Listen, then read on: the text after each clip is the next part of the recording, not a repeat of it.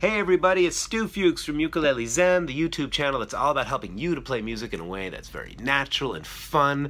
I'm on the ukulele cruise, and today's episode of Ask Stu is going to be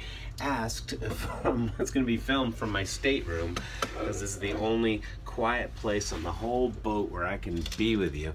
So we're on the second annual Caribbean Ukulele Cruise, co-led by myself and Little Rev. We're having a great time. This summer, I lead a Ukulele Zen retreat, 5 days of ukulele bliss at the Omega Institute. It's an amazing holistic center north of New York City. If you'd like to join us for the 5-day Ukulele Zen retreat, it's lots of fun, very informative, and a really deeply relaxing event. First question comes from Glennis, who's on the cruise, and they asked about straps. My question is, I understand why when you play and stand and use a strap, I notice some folks sit using a strap. When I practice, I sit. Do I use the strap or not? Is it just a personal thing? So yes, Glennis, it is a personal thing. You can play sitting down without a strap and just lean it against yourself, hug it with this part of the arm, and your ukulele should stay in place. Of course, if you do use a strap, you'll have more stability. I like to use the expression set it and forget it. And that means set the strap height to the place where when you bend your arm, the ukulele, when you bend your elbow, the ukulele is just waiting for you right there.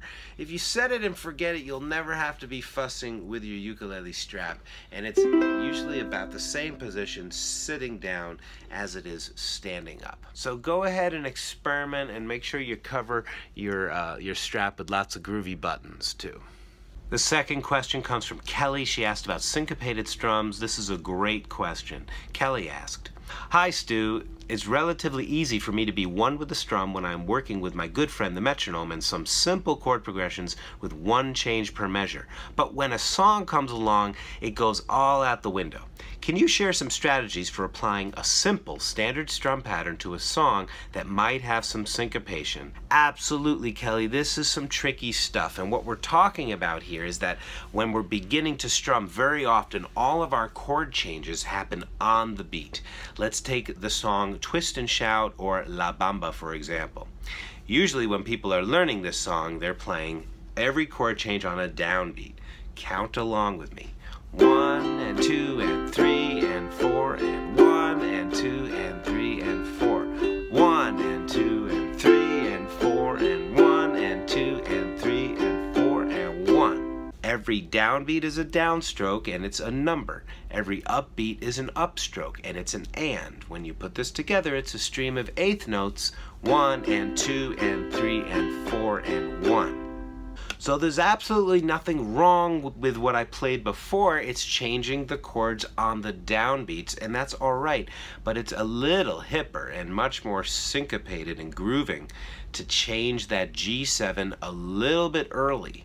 In order for you to do this, however, you're going to want to count. In fact, you're going to need to count loud enough to reach your ears. If it's quiet, it won't work. It has to reach your ears, and you're going to have to, while you're counting, look at the instrument. So what I'm doing is I'm looking at the ukulele while I'm counting 1 and 2 and 3 and 4 and paying attention to the G7. It changes on the and of 4. C is on beat 1.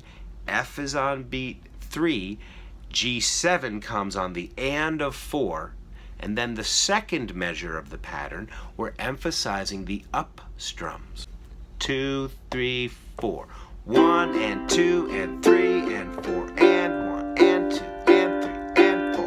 1 and 2 and 3 and 4 and 1 and 2 and 3 and 4. 1. Do you notice how when I'm counting, I'm accenting with my voice where the chord changes are and when the up strums are.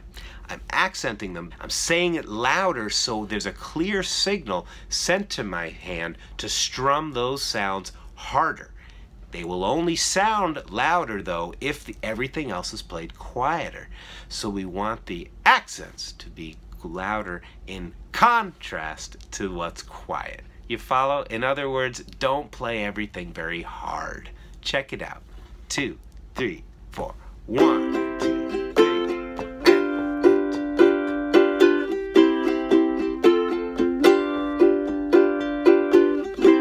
I'm going to play that slower to break it down for you. 1 and 2 and 3 and 4 and. Did you see that? I said and, I strummed up, and my G7 came down. 1 and 2 and 3 and 4 and. Again. 1 and 2 and 3 and 4 and 1 and 2 and 3 and 4.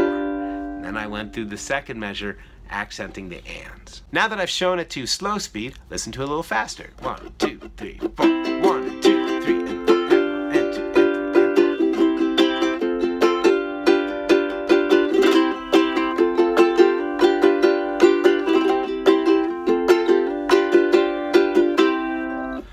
So this is a wonderful skill to have, and it's a little tricky at first. Changing chords on up strums is one of many syncopated rhythms that we'll play.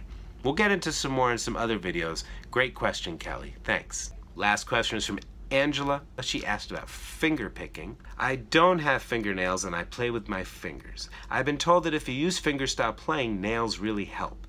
Since I don't do that, do you think it's a little better to use a thicker string like the Nile gut or a thinner string like fluorocarbon? Well, Angela, it's hard to answer this in just one way. I think it's good to experiment with a bunch of different types of string. I have Nile gut on this. I also have fluorocarbon on another ukulele. I find the action is about the same when it comes to the fingers. The only difference will be when you have fingernails, as I showed in my previous video, it really will amplify the sound and allow you to bring out more color tones. Now that said, you can get plenty of volume and nice color tones with the flesh as well. It's just that the fingernail allows you to be a little bit louder and at times use the tip of the nail to get a different type of tone. So I think at first it's just more important just to focus on good solid technique. Playing fingerstyle patterns with good regular groove is more important than whether you have nails or not. You could take the inside-outside pattern and just work with this for a while. Flesh or nails, we want to have our rhythm rock solid.